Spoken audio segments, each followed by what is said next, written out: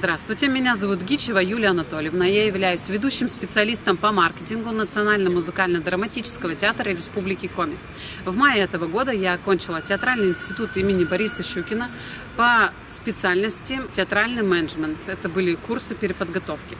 А сегодня я хочу поделиться с вами такой актуальной информацией, которую я получила на Вахтанговском фестивале театральных менеджеров. Это работа со спонсорами. Давайте сегодня с вами обсудим такой вопрос, который интересует всех. Как упаковать потребность учреждения культуры в проект, который купит спонсор? В презентации я буду использовать материалы Евгении Карпаниной. Она является руководителем Международного клуба театральных менеджеров. У нее можно пройти курсы по работе со спонсорами. Стоит отметить, что время, в котором мы сейчас живем, очень быстро меняется.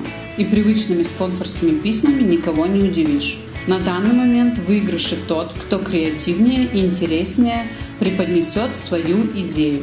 Давайте на примере частного театра «Пуговка» рассмотрим один из вариантов предложения о сотрудничестве. Сразу скажу, что в зависимости от статуса учреждения мы выбираем стиль презентации. Так как это частный небольшой театр, то данная презентация получилась очень простая. На первой страничке мы с вами видим директора и артиста данного театра в одном лице. Также необходимо указать географию вашего учреждения и особенности региона.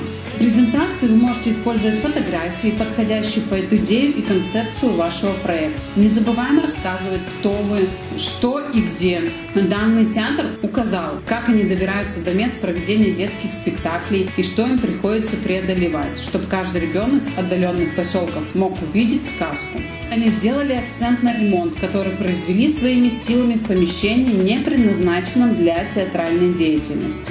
Как мы видим, следующий этап – это уже работа напрямую с сайтом нашего предполагаемого спонсора. Мы должны узнать, на какие проекты компания выделяет спонсорскую помощь. Берем с сайта и вычленяем нужное.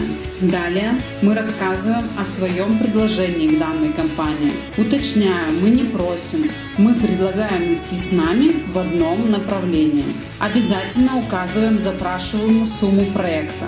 Мы описываем проект и обязательно указываем предполагаемые сроки реализации проекта. Можно указать, что же у нас общего с данной компанией, ну и, конечно же, предложение с нашей стороны. Но тут у кого как работает фантазия и креатив. Также мы можем указать в презентации ссылки на наши социальные сети.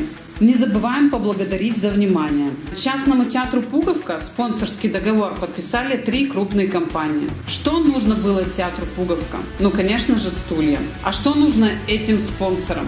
А спонсорам тоже нужно закрывать такой раздел в своей деятельности, как социальная ответственность. Если вы зайдете на сайты крупных компаний в регионе своего присутствия, вы найдете такой пункт, и также вы увидите проекты, которым они уже оказали финансовую помощь. Ну и, наверное, каждому приходит такой вопрос в голову. Есть ли у компании на это бюджет и на спонсорство? Ваше коммерческое предложение – это презентация вашего маркетингового и креативного потенциала. Не забываем про индивидуальный подход, понимание потребностей спонсора, его целей и ценностей. Ну, конечно же, на помощь нам приходит сайт, цифры, анализ целевой аудитории, количество показателей, сколько спектаклей, сколько зрителей за какой период. И другие учреждения культуры указывают свои цифры. Также в презентации не забываем про креатив и эмоциональный отклик. Чем будете удивлять? Надо над этим хорошо подумать. Также не забываем про качественную коммуникацию с аудиторией.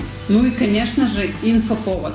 Вы должны показать, как вы работаете с инфополем, где, каким образом, насколько интенсивно. И не забываем маркетинговый план по интеграции бренда. Мы должны указать, что у нас планируется до мероприятия, во время мероприятия и после, чтобы спонсор наглядно мог видеть, а также сам отчитаться перед своим руководителем. Вот здесь как раз-таки мы видим с вами предложенную экселевскую таблицу. Первый столбик – это компания, например, «Газпромбанк» и его сайт. Направление деятельности указываем – это банк. Проекты по направлению социально-корпоративная ответственность. Здесь тоже можно проставить ссылку, можно написать, какие проекты они поддерживают. Следующий столбец – это контакты пиарщика, маркетолога, директора по внешним коммуникациям. Продавайте не то, что хотите продать, а то, что спонсор захочет купить. То, что компания-спонсор захочет поступить, написано на его сайте. Учитесь говорить на языке маркетологов. Ну и, конечно же, не просите много миллионов сразу.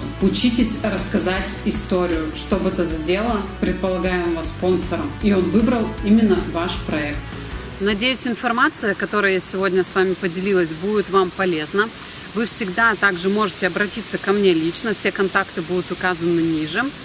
Всего вам доброго и достигайте поставленных целей.